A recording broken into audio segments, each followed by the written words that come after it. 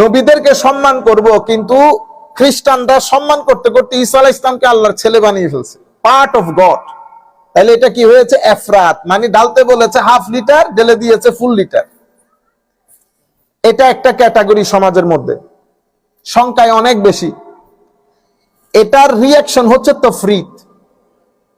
এ যেহেতু 1 লিটার দিয়েছে, ও দেখছে না এখানে তো হাফ লিটার, সে বলতেছে না হাফ লিটারও ডালবো না, 1 পাওয়া ডালছে। বেশি কেয়ারফুল। এরা কি করছে? এদেরকে রদ করার জন্য জিয়ারতটাকে পূজা বলে দিয়েছে, মাজার পূজা। আপনারা বুঝতে পেরেছেন? খ্রিস্টানরা যেহেতু ঈসা আলাইহিস সালামকে আল্লাহর ছেলে বলেছে, ইহুদিরা নবীদেরকে আমাদের মতো বলে হত্যা করেছে। রিঅ্যাকশন দেখছেন একটা সোসাইটির মধ্যে। আচ্ছা, এটা মাইন্ডসেট।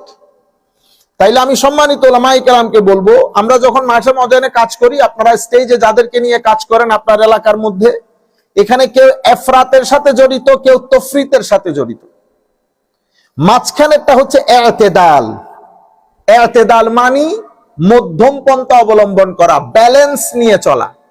যখন আপনি ব্যালেন্স নিয়ে চলবেন, কতক্ষণ আপনাকে ঠোকর মারবে এফরাতওয়ালারা, কতক্ষণ আপনাকে ঠোকর মারবে তফরিতওয়ালারা। এফরাতওয়ালাদের কাছে আপনি হচ্ছেন ইহুদি দালাল। আপনি কিসের দালাল? এগুলো আপনাদেরকে শুনতে হবে।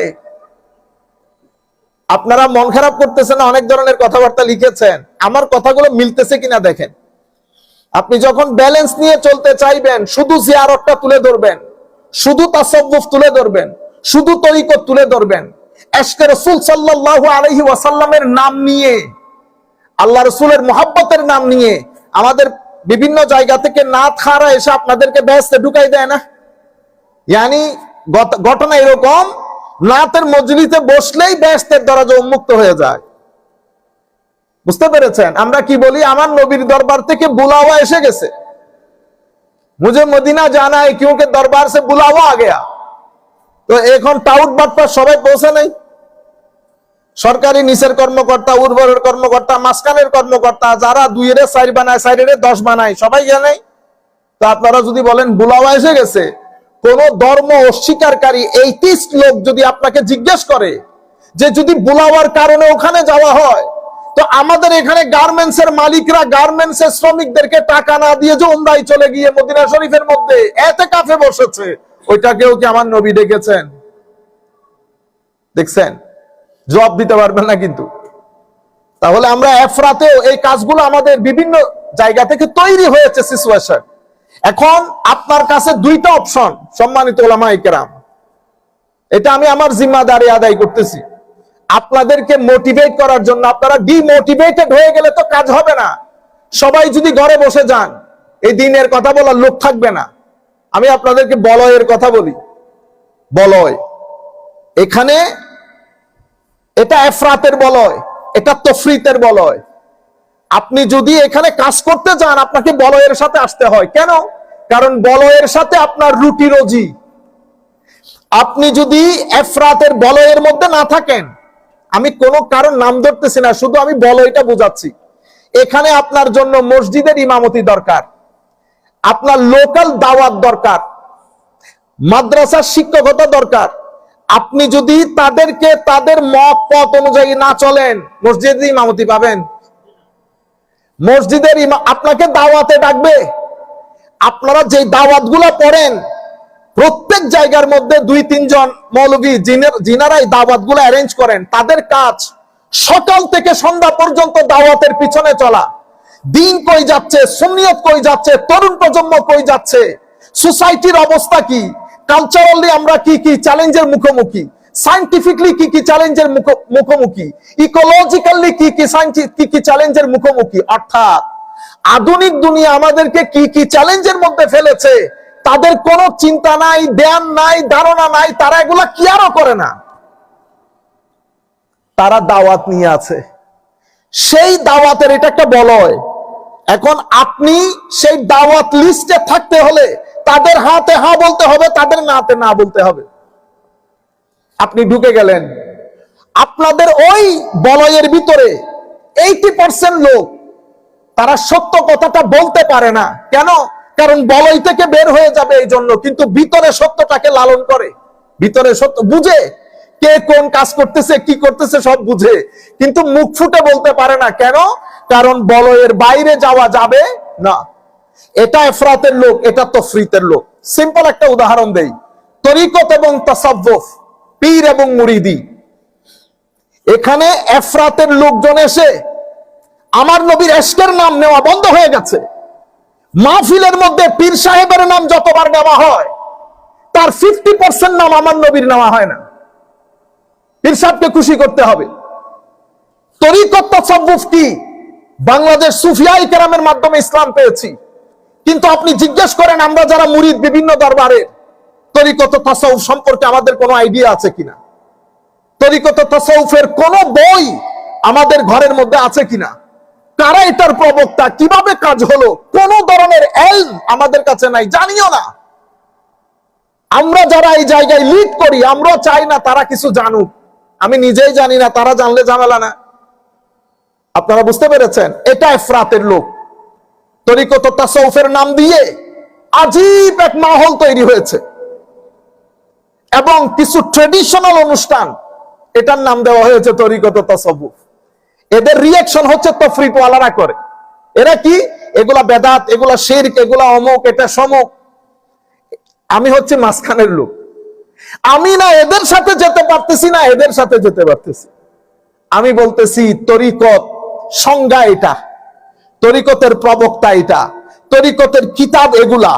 আপনারা যে অনুষ্ঠান করতেছেন সেগুলা তরিকত এবং তাসাউফের কোন কিতাবের মধ্যে উল্লেখ নাই। আমাকে প্রথম টার্গেট করেছেন আপনারা, আমি উলামায়ে কেরামকে বলতেছি। তাইলে আপনি যখন এই মূল কথাটা তুলে ধরবেন মাঝখান থেকে, তো আপনার দুই জায়গার ঠোকর আপনাকে খেতে হবে। এফরাতওয়ালারা বলবে আপনি ইহুদির দালাল, তফরিতওয়ালারা বলবে আপনি কাফের হয়ে গেছেন। এতেদালে চলার কারণ, কিন্তু আপনাকে স্রোতের বিপরীতে চলতে জানতে হবে। আচ্ছা, আপনি যখন এতেদালে থাকবেন তাহলে কি ঘটবে?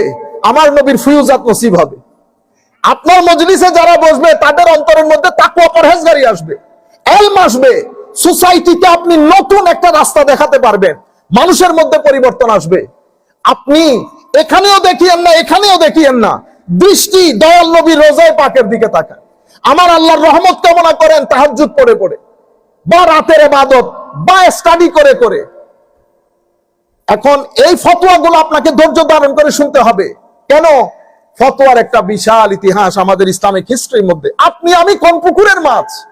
ইমামে আজম আবু হানিফা রাদিয়াল্লাহু তাআলা আনহু ফতোয়া থেকে মুক্তি পেয়েছে? পায়নি।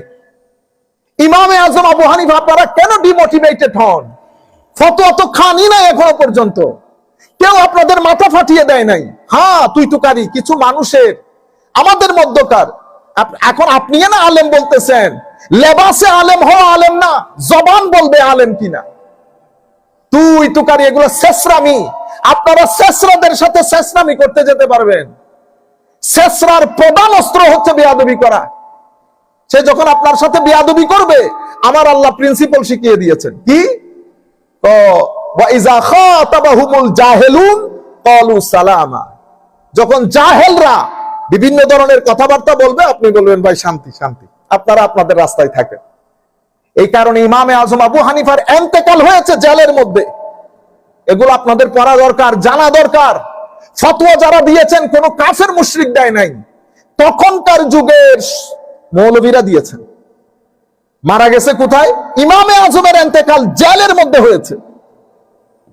আজকে আমরা ইমামে আজম বলছি, কিন্তু রাত দিন ঘুমাইতে পারে নাই ফতোয়ার বারিশ, ফতোয়ার বৃষ্টির কারণে, জুলমের কারণে। ইমাম মালিক রহমতুল্লাহি আলাইহি, জানেন না আপনারা? উলামায়ে কেরামকে জিজ্ঞেস করে দেখেন, মসজিদে নববীর মধ্যে ঢুকতে দেয় না ইমাম মালিককে। একদিন দুই দিন পাগল করে রেখে দিয়েছে। ফতোয়া দিয়েছে এই মৌলবীরা, মুখে কালি মেখে মদিনার অলিগলির মধ্যে ঘুরিয়েছে। আপনি যখন এতেদালের মধ্যে থাকবেন, সরকারি কর্মকর্তা কর্মচারীরা চায় আপনি তাদেরকে উপরে তুলেন। আমরা দেখছি না আমাদের ছোট্ট জীবনের মধ্যে, ব্যবসায়ীরা চায় সেখানে গিয়ে আপনি পুজো হয়ে বসে থাকেন। কিন্তু আপনি যখন গায়রত দেখাবেন, তখন তারাও আপনাকে পছন্দ করবে না। আপনি যখন তরিকত তাসাউফের মজলিসে গিয়ে সত্যিকার তরিকতের কথা বলবেন, সেই তারিখ থেকে দরবারগুলোতে আপনার দাওয়াত বন্ধ হয়ে যাবে। আপনি সব জায়গা থেকে না হয়ে গেছেন, একটা রাস্তা খোলা থাকবে, আমার নবীর রাস্তা, ওই রাস্তা খোলা। কিন্তু পরিবর্তন অবশ্যই আসবে। সমস্ত দরবারদের ডিসকারেজ করবে সেরকম না, ডিমোটিভেট করবে সেরকম না। যদি সেরকম হইতো তো আমরা এত জায়গায় কাজ করতেছি কেমনে? হ্যাঁ, প্রপেগেন্ডা বা এই ধরনের নষ্ট লোক সংখ্যায় কম হলেও তারা দাপুটে বেশি, সেই কারণে আমরা মনে করি সবাই বুঝে এরকম, সবাই এরকম না। আপনারা বুঝতে পেরেছেন? তাইলে শরীয়তের ইমাম, মাযহাবের ইমাম, ইমাম আজমের অবস্থা, মালিকের অবস্থা, ইমাম আহমদ ইবনে হাম্বলের অবস্থা আরো করণীয় ছিল। হুজুর ইমাম আহমদ ইবনে হাম্বলকে দর্স দেওয়া বন্ধ করিয়ে দেওয়া হয়েছে, ওই ঘরের মধ্যে গৃহবন্দী করা হয়েছে, পিটানো হয়েছে, ৮০ দুর্রা লাগানো হয়েছে। আমাদেরকে আপনাদেরকে এখনো বাড়ি খাইতে হয়েছে, বাড়ি তো খান নাই, দাওয়াত কেমনে করবেন? ইমাম আহমদ ইবনে হাম্বল রাদিয়াল্লাহু তাআলা আনহু শেষ পর্যন্ত দুনিয়া থেকে চলে গেছে। ইমামে শাফিঈ, শরীয়তের ইমাম, তরিকতের ইমাম, মারিফতের ইমাম, কে কুফরের ফতোয়া নিয়ে ইমাম আবুল হাসান শাযলি রাদিয়াল্লাহু তাআলা আনহু শেষ পর্যন্ত নৌকাতে থেকে, আপনারা যে হিজবুল বাহার পড়েন, কিভাবে পড়েন হিজবুল বাহার, উনি ওই নৌকার মধ্যে যা ঘটনা ঘটেছে যেটা পরে আমরা রুহানি স্বাদ গ্রহণ করি, তাহলে নৌকাতে ছিল কেন? কারণ যতবার উনি ঢুকতে চাচ্ছিলেন মিশরের মধ্যে পাথর নিক্ষেপ করা হয়েছে যেন এখানে ঢুকতে না পারে। হযরতে যুন্নুন নাসরি রাদিয়াল্লাহু তাআলা আনহু মুরতাদের ফতোয়া লেগেছে। সাহাল তুস্তারি, যার কথাবার্তা বাদে আমরা রুহানিয়ত বোঝা যায় না, সেই সাহাল তুস্তারি রাদিয়াল্লাহু তাআলা আনহুকে তুস্তার থেকে বের করে দেওয়া হয়েছে। আপনি আমাকে একজনের নাম বলেন যিনি ফতোয়া থেকে বেঁচে গেছেন। আপনারা 1 মিনিটে ডিমোটিভেটেড, আর কাজ করব না, কেউ এলাকা ছেড়ে, এরকম কেন বেটা? আমাদের দিকে তাকান, আমরা তো কোনো খাতার মধ্যেও আমাদের নাম আসতে পারবে না, আমরা এত নগণ্য। আল্লাহ পাকের মেহেরবানি, এত কিছু করেছেন, এখনো করছেন। আমি এখন আমেরিকাতে নর্থ ব্রঙ্কস ইসলামিক সেন্টারে বসা আমাদের মুসল্লিয়ানে কেরাম নিয়ে, পিছনে যাইতে হয়েছে, পিছনে যাইতে হয় নাই তো। আপনারা এগুলা নিয়ে বেশি বেশি দরুদ শরীফ পড়বেন। যখন এই সমস্ত জিনিসগুলো আপনার মাথার উপর চেপে বসবে, আমি গ্যারান্টির সাথে আল্লাহর কসম করে আপনাদেরকে বলছি, ঘরের মধ্যে বসে আল্লাহর দরবারে হাত তুলে বলবেন, আল্লাহ, হযরতে আয়েশা সিদ্দিকা রাদিয়াল্লাহু তাআলা আনহা যেভাবে বলেছে আমিও সেভাবে বলতেছি, রব্বি ইন্নী মাগলুবুন ফান্তাসির, আল্লাহ আমি হেরে যাচ্ছি, আপনি আমাকে সাহায্য করেন। হ্যাঁ, আমার নবীর 13 বছরের মক্কার জিন্দেগি দেখেন, কি হয় নাই আমার নবীর উপর। আপনি এই যে দুঃখ, এগুলো রেভলিউশনারি ওয়ার্ক, রিভাইভিং ওয়ার্ক, এগুলো দাওয়াত পড়নেওয়ালা 2 টাকার মোল্লার কোনোদিন বুঝে আসবে না। মানুষের ঘরে ঘরে গিয়ে দাওয়াত পড়নেওয়ালা 3 টাকার মৌলবীর এই রিভাইভিং বুঝে আসবে না, আল্লামা ইকবাল বুঝে আসবে না, আমার নবীর 13 বছরের মক্কার জমিনের কষ্ট বুঝে আসবে না। তারা এগুলার জন্য পয়দাই হয় নাই, তাদেরকে তাদের হালতে ছেড়ে দেন। তারা তো প্রত্যেকদিন উঠবে সকালে, মোবাইল চেক করবে, দাওয়াত করতে আসছে, সবাই মিলে যাবে সেখানে। দাওয়াতের মধ্যে কি হয়? গীবত হয়। দাওয়াতের মধ্যে গীবত হয়। কাজ করে যান, পিছনে ফিরতে হবে না। লফজের মধ্যে, প্রত্যেক শব্দের মধ্যে কনসেন্ট্রেট করেন, শরীয়ত বিরোধী কোনো কিছু আসছে কিনা। বেশি বেশি লেখাপড়া করেন, ইবাদত রিয়াজত করেন, আমার নবীর উপর দরুদ পড়েন, মানুষের জন্য কাজ করেন। আপনার আশেপাশে যারা গরিব গুরাবা আছে তাদেরকে কিভাবে খাওয়াবেন সেটা চিন্তা করেন। আপনারা এই 2-3 টাকার মৌলবী ঘরে ঘরে গিয়ে দাওয়াত পড়নেওয়ালা, আপনারা এগুলা নিয়ে একেবারে ডিমোটিভেটেড হয়ে যাচ্ছেন। ইন্না লিল্লাহি ওয়া ইন্না ইলাইহি রাজিউন। এটা তারা বুঝবে কি কথা? তারা তো সকালে উঠবে, মোবাইল চেক করবে, আজকে কোথায় কোথায় দাওয়াত আছে, একজন আরেকজনকে ফোন দিবে, সেই দাওয়াতের মধ্যে যাবে, 2 মিনিট পড়বে, 3 মিনিট বিস্কিট দিয়ে চা খাবে, বিসমিল্লাহ করে টাকা পয়সা নিয়ে ঘরে চলে যাবে। এটা হচ্ছে তাদের ইসলামী খিদমত। তারা কি বুঝবে 13 বছরের আমার নবীর মক্কার জমিন, মক্কার জীবন, 10 বছরের মাদানী জীবন? তারা কি বুঝবে পুরা কান্ট্রির মধ্যে হচ্ছে কি? বাংলাদেশ, বা আমি যেহেতু বাংলাদেশের লোক, কি হচ্ছে এখানে? সকালে উঠে আমি আমার সোনার বাংলা, আমি তোকে ভালোবাসি, আপনারা করতেছেন না মাদ্রাসার মধ্যে? আপনি আমাদের সেকুলার মাইন্ডসেট, সেকুলার অ্যাটাক, আপনি রবীন্দ্রনাথ ঠাকুর সাহেবকে নবীর মর্যাদা দেওয়ার মুখোমুখি আপনারা ঘরে বসে বসে দাওয়াত পড়েন আর উলামায়ে কেরামের পিছন বসে থাকেন। আমার নবী কিয়ামতের ময়দানে জিজ্ঞেস করবে। আমি ছেলেদেরকে বলছি, ইতিহাস পড়েন। বাংলাদেশের, আমাদের সাবকন্টিনেন্টের ইতিহাস জানা দরকার। তাহলে আমাদের আক্রমণগুলো বুঝতে পারবেন, চ্যালেঞ্জেস গুলো বুঝতে পারবেন, তরুণ প্রজন্ম চ্যালেঞ্জের মুখোমুখি বুঝতে পারবেন। আপনি আমাদের বাংলাদেশে ইকবালের নাম নেওয়া বন্ধ হয়ে গেছে। কেন হয়েছে? কোনদিন মাথায় এসেছে? ইকবাল কি শুধু দাওয়াত পড়ার জন্য আর মাহফিলের মধ্যে সালাতুনিয়ার শের পড়ার জন্য ইকবাল? আগামী সোমবারে আমি ইকবালকে চিনাবো ইনশাআল্লাহ। আপনারা আগামী সোমবার আমাদের এই দর্শ হবে শুধুমাত্র আল্লামা ইকবালের উপর। তখন কিছু হলেও আপনাদের ভিতরে জিন্দেগি আসবে। এগুলো সব মুছে দেওয়া হয়েছে, আমাদেরকে দাওয়াতের কাজে লাগিয়ে দিয়েছে। আমরা দাওয়াত করি, দাওয়াতের মধ্যে চাপ হয়, আর কতক্ষণ বলি এই ইহুদির দালাল, এ শিয়া হয়ে গেছে, এই অমুক হয়ে গেছে। এটা ওদের দুর্বল, এরা এর থেকে বের হইতে পারবে না। এটা না করলে ওনারা করবেনটা কি আমাকে বলেন তো? কি কাজ করবেন ওনারা? সুতরাং ডিমোটিভেটেড হয়ে না। আপনার মজলিসে বসবে তরুণ প্রজন্ম, হাহাকার করছে, তৃষ্ণার্ত, তারা পানি দরকার তাদেরকে পানি সার্ভ করেন। আমার নবী মদিনা শরীফ থেকে খুশি হবে। এই কারণে দেখেন না, এদের নিজেদের চোখের পানি নাই, এদের সবার সিনার জমিন শুকিয়ে গেছে, রুহানিয়ত নাই কোথাও। তরুণ প্রজন্ম মাহফিল থেকে বিমুখ হয়ে গেছে। মাহফিল গুলাকে হাসি মজাকের আসর বানিয়েছি, সেখানে গান গাওয়া হচ্ছে, সেখানে আরো কত কিছু করা হচ্ছে। ইলম, রুহানিয়ত, আখলাক, আমার নবীর সবুজ বিপ্লব সবকিছু মজলিস থেকে মুছে গেছে। সেকুলারিজম, কিছুদিন আগে রইসুদ্দিন হত্যা হয়েছে, পেরেছেন আপনারা? কেউ খবর নিয়েছেন? পারবেন না। কেন? দাওয়াত আপনাকে মশগুল করে দিয়েছে। এবং গ্রুপিং আমার চেয়ারে বসাইতে হবে, আমাকে কথা বলতে হবে, এগুলার কারণে। সুতরাং আপনারা যদি বেটা এগুলার ভিতরে যান, তাইলে তো কাজ করতে পারবেন না। আখেরি আপনারা এই বিষয়গুলা মাথা থেকে সরিয়ে দেন। সমস্ত আলেম কিতাবপত্র পড়েন, দেখবেন কোন সুফি ম্যাক্সিমাম তাকফিরের ফতোয়া থেকে, কুফরের ফতোয়া থেকে। সেই কারণে ইমাম গাজালি রাহমাতুল্লাহি আলাইহি ওয়া নাফা'না বিউলুমিহি ফিদ দারাইন আমিন, ইমাম গাজালির কিতাব ফাইসালুত তাফরাকা বাইনাল ইসলামে ওয়াজ জানাদিকা, এটা একটা উসুলি কিতাব আকীদার। আপনারা এই কিতাবটা পড়বেন। ওখানে উনি শুরুতেই বলছেন, আজীব মাহল, আশআরি মাতুরিদিকে তাকফির করে, মাতুরিদি হাম্বলিকে তাকফির করে। এই তাকফির থেকে আমাদেরকে বের হয়ে আসতে হবে। সেই কারণে মক্কার জমিনে আমার নবী যখন এই ক্ল্যাশিং সিচুয়েশন, মহব্বতের দাওয়াত দিয়েছেন, ইত্তেহাদের দাওয়াত দিয়েছেন, রুহামা ও বাইনাহুম বলেছেন। কিন্তু আমরা কিছুদিন আগেও শুনছি কোরআন শরীফের আয়াত পরে হুজুর, আমাদের এখানে তাফসীর আবার দুই ধরনের। এক ধরনের তাফসীর হচ্ছে মানুষ একটা টার্গেট করছি, টার্গেট করে উনি কি কি কাজ করেন সেটা বের করছি, বের করে কোরআন শরীফ থেকে আয়াত পড়ছি, আয়াত পরে ওই ওনাকে কি করার জন্য, পিঞ্চিং করার জন্য তাফসীর করতেছি, মানুষকে অ্যাড্রেস করে। বুঝতে পেরেছেন? আরেকজনকে বলতে শুনেছি, আপনারা বলছেন আমি গালি দেই, আমি কখনো গালি দেই না। আল্লাহ কোরআনে পাকের মধ্যে গালি দিয়েছেন, দেখছেন কত বড় জাহেল, মূর্খ, অশ্লীল মানুষ।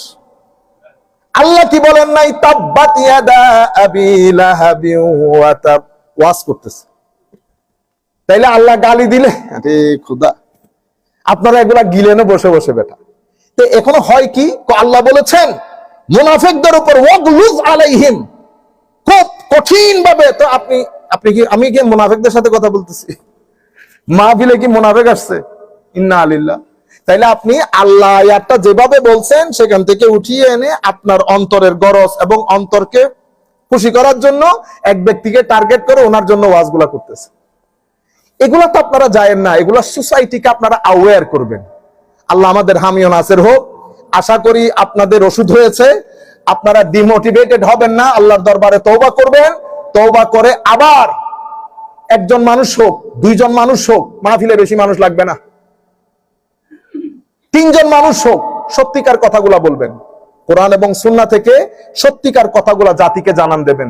লেখাপড়া করবেন, মহব্বতের কথা, ইত্তেহাদের কথা মানুষকে প্রচার করবেন। আল্লাহ রাব্বুল আলামিন আমাদের হামি ও নাসির হোক। কোরআনে পাকের 100, আমরা আপনারা ইয়া করিয়েন না, আমরা বেশি দেরি করব না। কোরআনে পাকের 170 নম্বর আয়াতের মধ্যে আমার আল্লাহ ইরশাদ করছেন, এই কয়েকটা আয়াতের অর্থ আমরা ইতোপূর্বে পড়েছি, আমরা শুধু যেহেতু শেষ করতে হবে পড়ে চলে যাই। ওয়া ইযা কিলা লাহুম ইত্তাবিউ মা আনজালাল্লাহ ক্বালু বাল নাত্তাবিউ মা আলফাইনা আলাইহি আবাআনা আওয়ালাউ কানা আবাউহুম লা ইয়াকিলুনা শাইআন ওয়া লা ইয়াহতাদুন।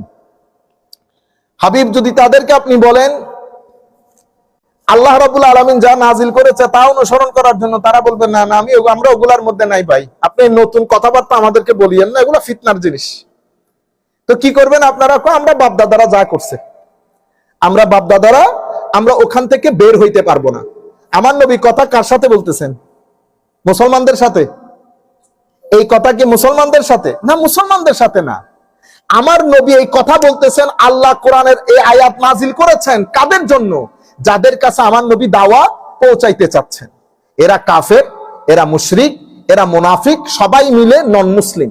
তো আমার আল্লাহ বলতেছেন হাবিব, কারণ তাদের একটা ইয়া ছিল, আমরা নতুন কথাবার্তার মধ্যে আসতে পারবো না। আমরা বাপদাদারা দেখছি মূর্তি পূজা করতে, বাপদাদারা দেখছি এই লাত মানাত উজ্জা, এই পশুটা লাতের নামে জবাই করতেছি, লাত বলে চিল্লানি মারতো, জবাই করতো। আমরা এগুলা দেখছি, আমরা আল্লাহু আকবার বলা, আমরা এই আপনার ওই দাওয়াতের মধ্যে আমরা নাই। আমি আপনাদেরকে আবার রিপিট করে বলতেছি শুধু একটা জিনিস বোঝানোর জন্য। তাইলে এটা আল্লাহ নাজিল করেছেন কার জন্য? আমার নবী হচ্ছেন এক পক্ষ, কাফের মুশরিক অন্য পক্ষ। আমার আল্লাহ বলতেছেন তাদেরকে যদি বলা হয় আপনার অনুসরণের জন্য অথবা আল্লাহর কোরআনের অনুসরণের জন্য, তারা বলবে আমরা বাপদাদারা যাব।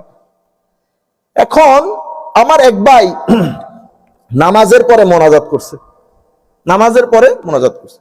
এখন আমাদের হেলাল ভাই, আমি এমনি এক্সাম্পল স্বরূপ বলতেছি, হেলাল ভাই বলতেছেন কেন মোনাজাত করলেন? তো এখন আমার ভাই বলছে আমরা আগে থেকে যেটা দেখে দেখে আসতেছি সেটা। হেলাল ভাই এখন আয়াত পড়ছে, দেখছেন দিন থেকে আপনারা খারিজ হয়ে গেছেন। কারণ আল্লাহ কোরআন শরীফের মধ্যে বলছে ওয়াইজা কিলা লাহুম ইত্তাবিউ মা আনজালাল্লাহ ক্বালু বাল নাত্তাবিউ মা আলফাইনা আলাইহি আবাআনা। কোরআন শরীফে আল্লাহ আপনাকে অনুবাদও দেখাইতেছে, আপনি দেখতে যখন তাদেরকে কেউ বলে আল্লাহর হুকুমের আনুগত্য করতে, তারা বলে আমরা বাপদাদারা যা পাইছি তা। বুঝছেন? আয়াত যাচ্ছে, কনটেক্সট এক না, কনটেক্সট এক না। এখানে আল্লাহ কথা বলতেছে কাফের মুশরিকদের ব্যাপারে, আপনি সেটা নিয়ে গেছেন আমার ভাইয়ের ব্যাপারে যে মসজিদের মধ্যে এসে মোনাজাত করতেছে। দুই জিনিস কি এক? এদিকে জিতে যায় ওরা, কারণ যিনি বলতেছেন উনিও জাহেল, যাকে বলা হচ্ছে উনিও এই ব্যাপারে অজ্ঞ, এই ব্যাপারে অজ্ঞ। তাইলে এরা কি করে? কাফের মুশরিকদের ব্যাপারে অবতীর্ণ আয়াতকে মুসলমানদের ব্যাপারে কি করে? ব্যবহার করে। আয়াত নাজিল হয়েছে কাফের মুশরিকদের জন্য, বলা হচ্ছে আল্লাহ আল্লাহ রসুল কবর হাসর আখেরাত, তারা বলছে ওগুলাতে যাব না, আমরা মূর্তি পূজা করব, মূর্তি পূজার মধ্যে থাকবো। আপনি ওই আয়াতটা টেনে এনেছেন আমার ভাই নামাজের শেষে মোনাজাত করার কারণ। ঠিক আছে? কারণ আপনার উত্তর আর তার উত্তর এক হয়ে গেছে, আপনার উত্তর আর তার উত্তর এক হয়ে গেছে। কিছুদিন আগে এক ভদ্রলোক আমাকে আজমির শরীফের ওরসের একটা ছবি দেখাইছে, এরপরে হিন্দুদের পূজার একটা ছবি দেখাইছে। তো দেখছেন নি হুজুর, সিমিলারিটি দেখছেন? এটাকে শিরক বলে। তো আমি বলতেছি বেটা আপনি সায়েন্স অফ সিমিলারিটি আপনাকে পড়া দরকার। আপনি সায়েন্স অফ সিমিলারিটি পড়েন নাই। আপনি আলু খান, খায়, আপনার পাশে দোষ আলু খায়,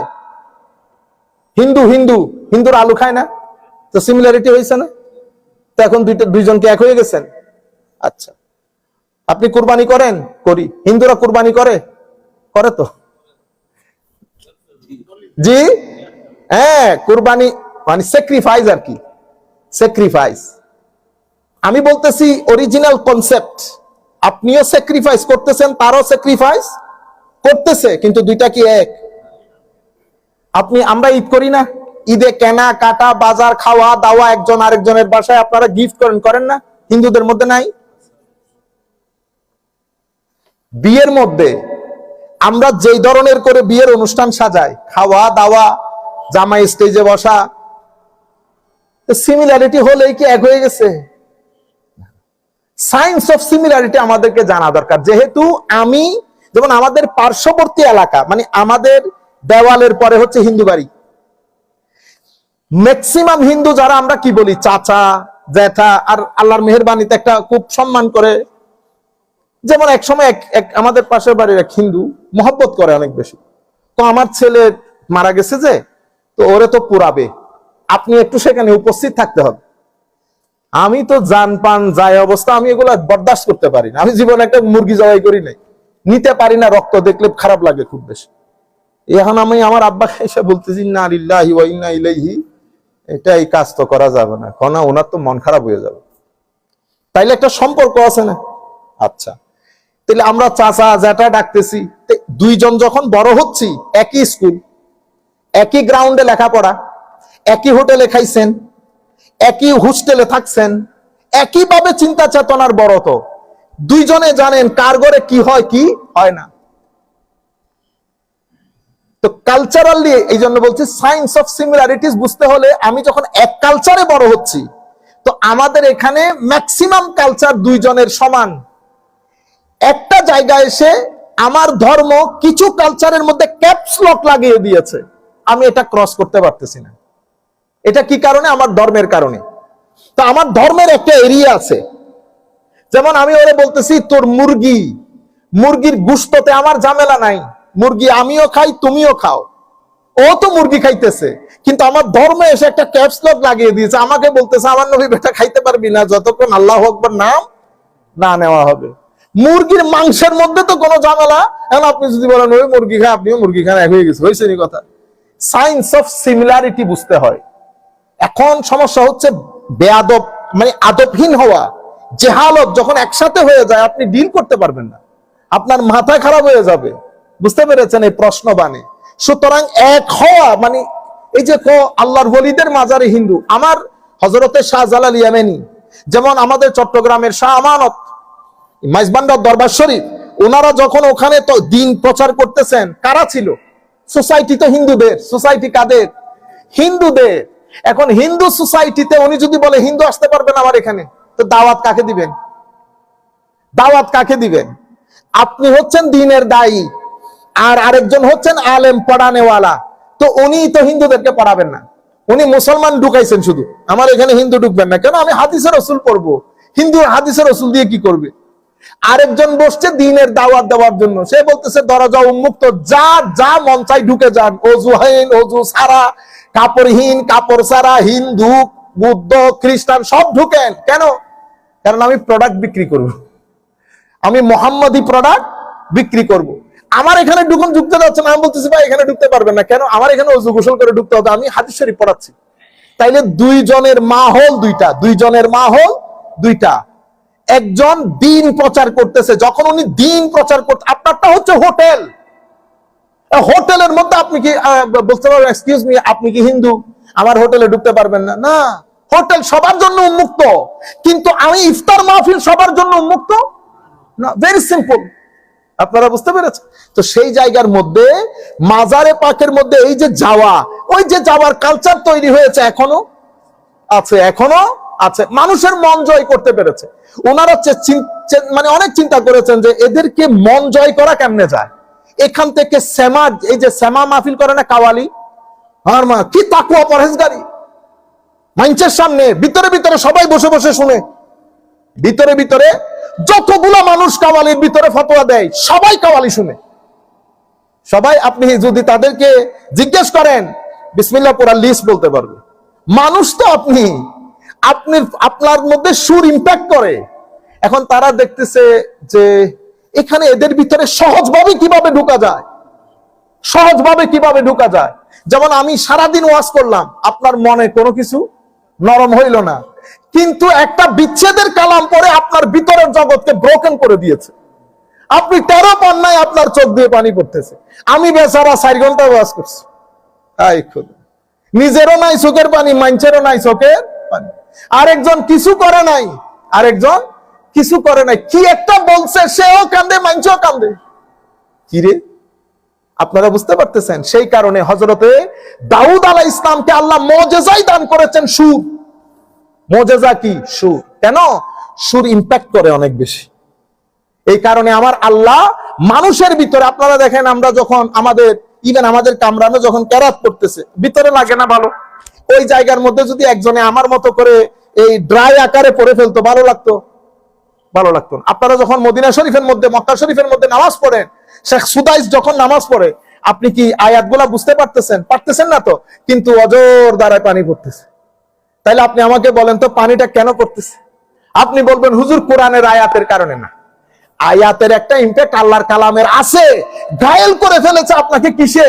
সুরে। আপনারা বুঝতে পেরেছেন? সেই কারণে একটা তো জাগার তাসির থাকে, হেরেমের তাসির আর এখানকার তাসির কখনো এক হবে না। কোরআনের তাসির আছে, কিন্তু সুর যদি না হইতো আপনি ওই জিনিসটা নিতে পারতেন না। তো সুফিয়াই কেরাম ওনারা যখন দেখেছেন এই এলাকার মানুষকে টার্গেট করতে হলে আমার বৃহত্তম জিনিস হচ্ছে দিন দেওয়া, তাকে আল্লাহ মানিয়ে নেওয়া, তো তারে কি করতেছে? ও দেখতেছে কি রে, এখানেও তো ঢুল তাবলা আছে, ঢুল তাবলা আছে, বসে গেছে। তো সে এতক্ষণ বাছাই করছে গান, এখানে তারে লা ইলাহা ইল্লাল্লাহ, সে বুঝতেও পারে নাই লা ইলাহা ইল্লাল্লাহ শুরু হয়েছে, সে ডান্সিং করা শুরু করছে, রক্স তৈরি হয়েছে। আপনারা বুঝতে পেরেছেন?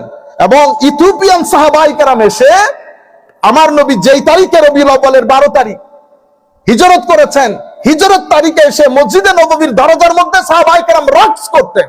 রক্স মানে ইংরেজির রক্স, এটা হাদিসে পাকের শব্দ কি? ওয়াহুম ইয়ারকুসুন। মুসনাদ আহমদ, ইমাম আহমদ ইবনে হাম্বলের হাদিস। তারা রক্স করত। এখন বললে আপনারা নিতে পারতেছেন? শিরকের ফতোয়া, বেদাতের ফতোয়া পাগল করে রেখে দিয়েছে উম্মতে মুহাম্মদী সাল্লাল্লাহু আলাইহি ওয়াসাল্লাম।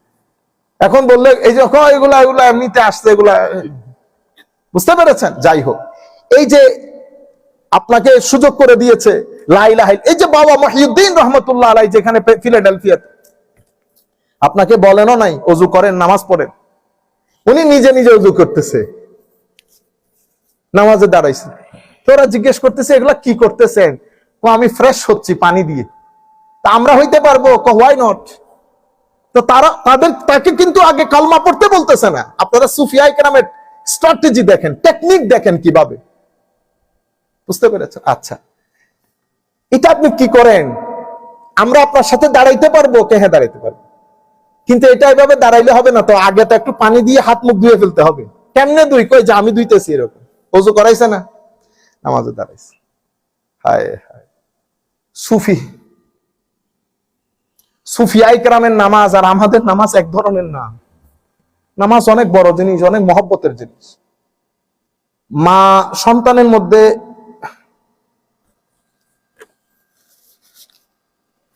অনেক মা শুয়ে পড়লে সন্তান মার বুকে ঢুকে যায় না, কি মহব্বত।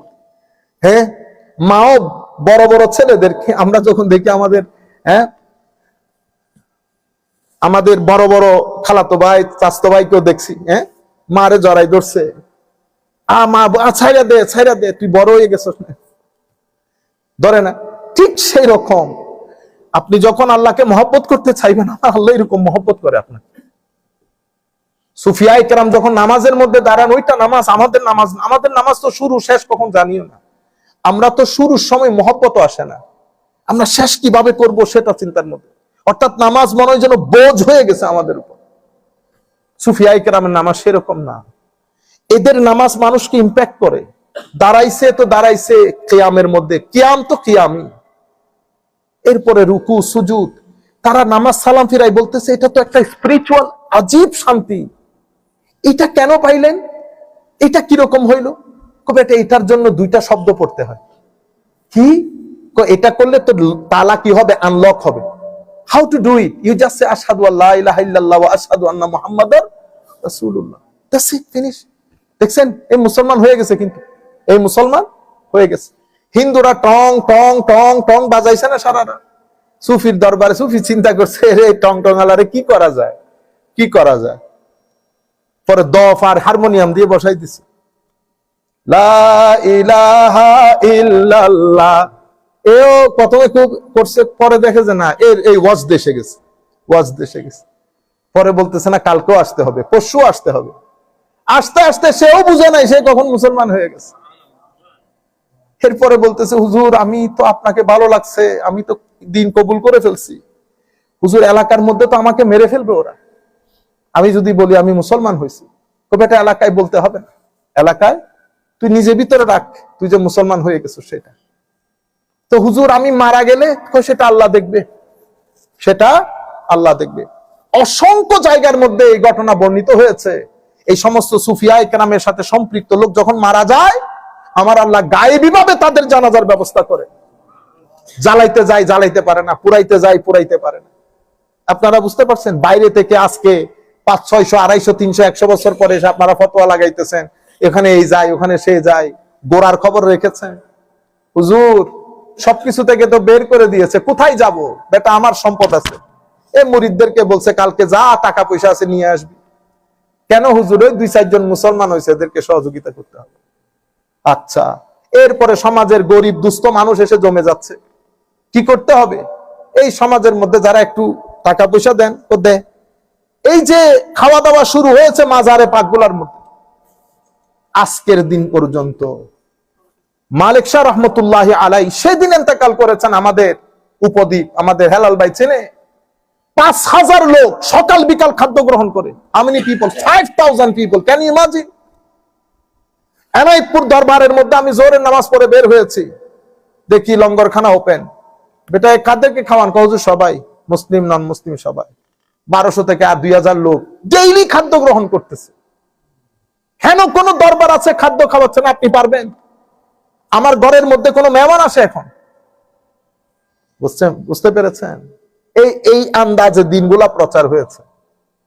এটার উপরে যখন দেখতেছে মুসলমানদের এই জায়গাগুলাকে বন্ধ করে রাখার কোনো উপায় নাই, তখন আমাদেরও পতন হলো। ওয়েস্টার্ন কান্ট্রি গিয়ে আমাদের উপর সায়ের হলো। তারা মিডল ইস্টের 2-1টা তেল সমৃদ্ধ দেশকে একসাথে নিয়ে ফতোয়ার বাজার গরম করলো। উদ্দেশ্য কি? উম্মতে মুসলিমার এই কাজটাকে বন্ধ করে দিতে, তরুণ প্রজন্মকে মাজার বিমুখ করতে। কারণ এটা তো এনার্জি, পজিটিভ এনার্জি, যেই যাবে পজিটিভলি এনার্জেটিক হবে। এখন তরুণ প্রজন্মকে যদি এখান থেকে দূরে রাখতে চায়, তাহলে কি করতে হবে? সব জায়গায় বেদাত শিরকের ফতোয়া লাগিয়ে দাও, কনফিউজ করে দাও উম্মতে মুসলিমাকে। আপনারা দেখতেছেন না, বাবা মহিউদ্দিন রহমতুল্লাহ আলাই কোন লেখাপড়া আছে? কিছুই তো নাই, গ্রামীণ লোক। পেনসিলভেনিয়ার মধ্যে সে পাগল করে দিছে না? আমরা পারছি একটা আমেরিকানকে মুসলমান বানাইতে, সত্যিকার আমেরিকান যারা একেবারে অরিজিনালি সায়েন্টিস্ট, প্রফেসর, ইঞ্জিনিয়ার, পারি নাই। এই ভদ্রলোক থেকে পাহাড় থেকে উঠে এসে এখানে সবাইকে ইসলাম কবুল করে কি একটা মানে রেভলিউশন তৈরি করে দিয়েছে। কিভাবে করেছে? এটাকে রুহানিয়ত বলে, মহব্বত, রুহানিয়ত। আমি তরুণ প্রজন্মকে এই জিনিসগুলোর প্রতি উদ্বুদ্ধ করতে চাচ্ছি। আমাদের ছেলে পেলেগুলা আপনাদের সহযোগিতা প্রয়োজন। তারা ডিপ্রেসড, তারা ইউনিভার্সিটিতে গিয়ে বন্ধু বান্ধবদের সাথে মিশে বিভিন্ন ধরনের এডিকশনের সাথে জড়িত হয়ে যাচ্ছে। আপনারা তাদের জন্য কাজ করেন, তাদের সাথে মিশেন। আপনারা যে এলিট ক্লাস দেখাইতেছেন, কারোর সাথে মিশেন না, কথা বলেন না, এরকম করলে তো তরুণ প্রজন্ম সহযোগিতা পাবে না। আমরা শুধুমাত্র এই জায়গা মেনটেন করতে গিয়ে পুরা আমেরিকার বিভিন্ন স্টেট থেকে সবাইকে একসাথে করে এই যে নর্থ আমেরিকান মুসলিম অ্যালায়েন্স যেটা করেছি, যেটা 28-29 তারিখ আমাদের কনভেনশন হবে, উদ্দেশ্য একটাই। এই ধরনের কিছু করেন, আমার নবী খুশি হবেন, আমার আল্লাহ খুশি হবেন। আমরা আর কথা না বাড়াই। তো পবিত্র কোরআনের মধ্যে তাইলে আপনারা একটা মৌলিক জিনিস জানতে পেরেছেন, কনটেক্সট থেকে বের হয়ে আয়াত যেগুলা কাফের মুশরিকদের জন্য নাজিল হয়েছে সেটা মুসলমানদের দিকে নিয়ে যাওয়া। এটাকে বলে খারেজিয়ত, এটাকে বলে খারেজিয়ত, উগ্রপন্থা অবলম্বন করা। এর পরবর্তীতে ওয়া মাসালুল লাযিনা কাফারু কামাসালিল্লাযী ইয়ানঈকু বিমা লা ইয়াসমাউ ইল্লা দুআ ওয়া নিদাআ সুম্মুন বুকমুন উমিয়ুন ফাহুম লা ইয়াকিলুন। সোসাইটির মধ্যে কিছু লোক কখনো আপনার মেসেজকে রিসিভ করবে না। কেন? বধির, যারা বধির, আপনারা সিলেটের ভাষায় কি বলেন? জি, বধির। হ্যাঁ, বধির মানে আমাদের সিটিংগে ভাষায় আমলা খাও। সিটিংগাটা আরো ডেঞ্জারাস, বলতাম নি। তো সিটিংগে ভাষায় বলে বরা, বেহরা মতো, পিছন থেকে সারাদিন ডাকলেও শুনবে না। সুতরাং তাদের জন্য সময় স্পেন্ড করার কোনো দরকার নাই। মাসালুল লাযিনা কাফারু, এই কাফেরদের দৃষ্টান্ত হচ্ছে বধিরের মতো। সুম্মুন বুকমুন উমিয়ুন, এরা সুম্মুন, এরা বুকমুন, এরা উমিয়ুন। আপনি যদি ইয়া রাসূলুল্লাহ, এরা বধির, এরা অন্ধ, এদেরকে আপনি সারাদিন যদি এদের পিছনে দৌড়ান কোনো লাভ হবে না। সুতরাং এদের জন্য আপনি মন খারাপ করিয়েন না। আপনি শুধু দাওয়াত পৌঁছিয়ে দেন, গ্রহণ করা না করা সেটা যার যার ব্যক্তিগত বিষয়। বুঝতে পেরেছেন? এরপরে ইয়া আইয়ুহাল্লাযীনা আমানু, আবার কুলু মিন তাইয়্যিবাতি মা রাযাকনাকুম ওয়াশকুরু লিল্লাহি ইন কুনতুম ইয়াহু তা'বুদুন। আমাদেরকে ডেকে বলা হচ্ছে কুলু মিনাত তাইয়্যিবাত, সব জায়গার মধ্যে মুখ বসাবি না। তাইয়্যিবাত হালাল জিনিস, যা আল্লাহ কোরআনে হালাল করেছেন, যা আমার আল্লাহ কোরআনে হারাম করেছেন, যা আমার নবী হালাল করেছেন, যা আমার নবী হারাম করেছেন, এর বাইরে আমরা যেন মুখ না দেই। বলা হচ্ছে তাইয়্যিবাত খাবা, মা রাযাকনাকুম ওয়াশকুরু লিল্লাহ, আল্লাহ শুকরিয়া আদায় করবা। এবং এটা খুবই গুরুত্বপূর্ণ।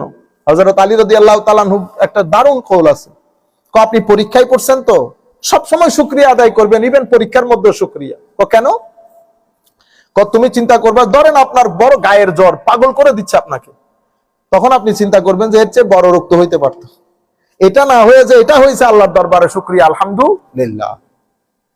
টাকার ক্ষেত্রে হলেও সেম, তখন ইভেন শরীরের উপরেও যদি বিপদ যায়, অন্তত আল্লাহ তো দিন ধর্মের ক্ষেত্রে আমাকে ফিতনার মধ্যে ফেলে নাই। সার্বক্ষণিক যে গ্রেটফুল থাকে আল্লাহর দরবারে, এবং এই গ্রেটফুলনেস আপনার অন্তরকে কি করে জানেন? প্রশস্ত করে, পিসফুল করে। আপনি যদি গ্রেটফুলনেস বের করে দেন, এই পৃথিবী নামক এই গ্রহের মধ্যে আপনি শান্তিতে থাকতে পারবেন না, পাগল করে দিবে আপনাকে।